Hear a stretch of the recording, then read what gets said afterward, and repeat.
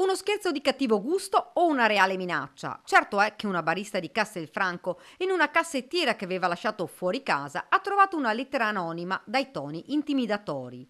Cara proprietaria dell'appartamento, si legge nella missiva, è giunto il momento che lei sappia che la sua casa è osservata ogni giorno. Le do il benvenuto nel suo peggior incubo.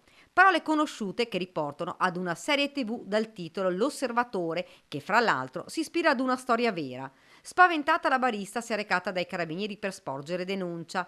Immediate le indagini per risalire all'autore della lettera, che ovviamente ora si trova nelle mani degli uomini dell'Arma. A spaventare ancor più la donna sono le ultime parole scritte. Scoprirà presto cosa si nasconde tra le mura della sua dimora, si legge. Mi piace molto il fatto che lei non chiuda mai, o quasi, la porta.